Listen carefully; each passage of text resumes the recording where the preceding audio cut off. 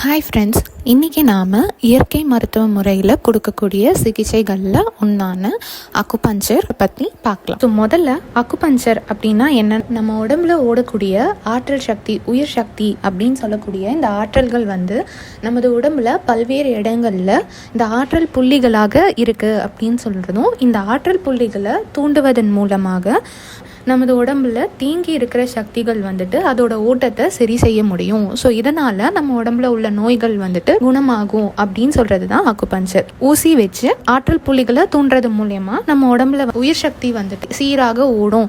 அப்படி சீராக ஓடும்போது நமக்கு நோய் குறையும் அப்படின்னு சொல்கிறது தான் இந்த அக்குபஞ்சர். இந்த ஆற்றல் சக்தி ஓடக்கூடிய பாதையை மொத்தம் 12 + 2 பாதை, மொத்தம் 14 பாதையாக பிரிச்சிருக்காங்க.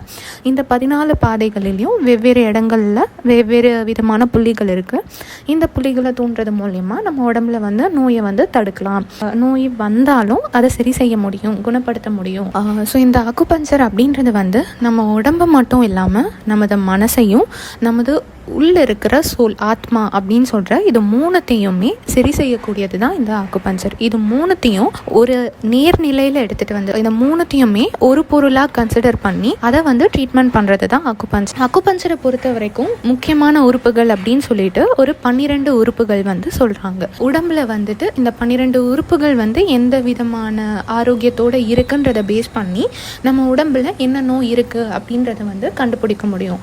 ஸோ இந்த 12 உறுப்புகள் எந்த விதமான ஆரோக்கியத்தில் இருக்குது அப்படின்றத நாடி பரிசோதனை மூலமா கண்டுபிடிக்கிறாங்க. ஸோ இந்த அக்குபஞ்சர்னால வலி, நீண்ட நாள், அதாவது ரொம்ப நாளாக க்ரானிக் இல்னஸ்ன்னு சொல்லக்கூடிய ரொம்ப நாளாக இருக்கக்கூடிய நோய்கள் எல்லாத்தையும் குறைக்க முடியும், வலியை குறைக்க முடியும். காரணமே தெரியாமல் வரக்கூடிய நோய்கள் எல்லாத்தையும் இந்த அக்குபஞ்சர் மூலமா நம்மளால் குணப்படுத்த முடியும்.